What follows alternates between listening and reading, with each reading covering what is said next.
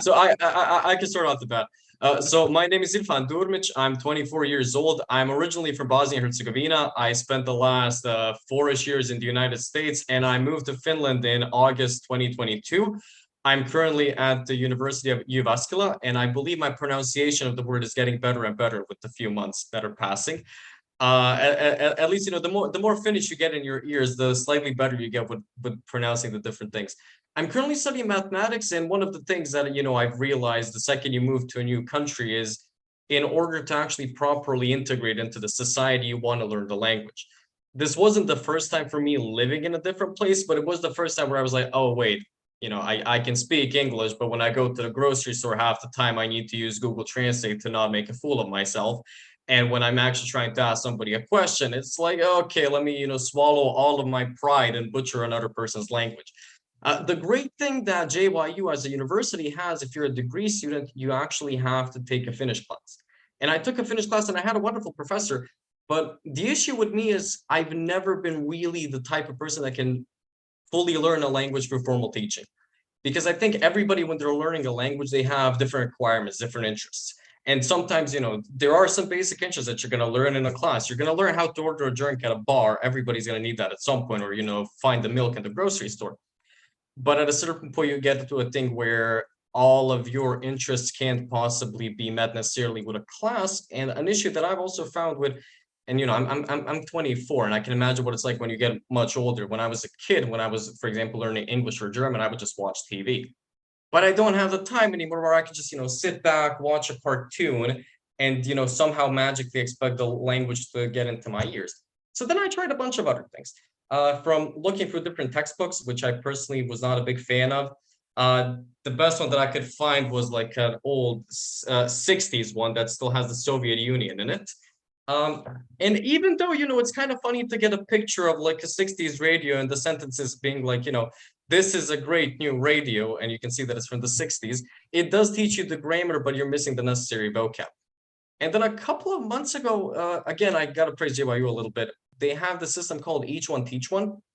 Well, it's a class where one person, for example, an international degree student, teaches their own language to another student. So through that, I met a local Finnish student who's been working with some refugees and has a lot of experience with language teaching. And she recommended this app, like Yle Kielikoulu. And I'm a 24-year-old Gen Zer. I'm addicted to my phone. So if I can kind of try to find something that is going to move me away from a bad addiction to a better one, that's a very good thing. So I installed the app on the phone, and quite literally, whenever I wake up nowadays, I just put in my headphones in my ears and I'm exercising and I'm listening to the news. I'm listening to some long broadcast. And you can get a couple of words every now and then. But the beautiful thing where this is substantially better than I mentioned a little bit when I was a kid, I would just watch TV, which was easy with, let's say, German or English because it's somewhat close to my language. There are a couple of words that the logic builds. With Finnish, there isn't that much logic. The few words that I've seen that are familiar, it's like radio, televisio, and that's pretty much it. So if I'm listening to the news, I'm like, I know it's a politician. I can recognize a couple of these words. But the brilliant thing with the app is the second I'm done listening to this while I'm exercising, I sit down, I grab my coffee, and then the back end of the app actually has a transcript of everything you've listened to. And then you can actually go through the words. And something that I really liked about the system was, first of all, it's adjusted in a sense that you're actually progressing through the words in a way that makes sense, meaning that I'm not starting off with, some random quantum mechanics in Finnish. I start off with, this is how you say these colors. This is how you say these numbers. These are the politicians. And it was kind of interesting to, learn some basic Finnish terminology related to the election, because every morning I was listening to the election. And in that way, if I hear somebody even in the streets, mentioning, oh, vihreä kokoomus or something like that, oh, I kind of know what you're talking about. I don't know exactly, do you like them or not, but I roughly understand what you're talking about. And it's on some level, I described it in an email. It's kind of like this perfect cross between Netflix and Duolingo. You're getting the chance to actually listen to the real language as it's progressing, as it's being created and given into the medium towards people that actually speak Finnish or any other language, but in my case, I guess Finnish. And you're also getting this chance to actually review terminology that might be interesting to you. And the great thing is, where as I said, like, my issue with classes usually is, I'm learning the grammar, but the terminology that I'm learning, it's not necessarily something that interests me. For example, I'm a geek. I like history. I like science, and I like to listen to the news a little bit more than I should for my own sanity, but whatever.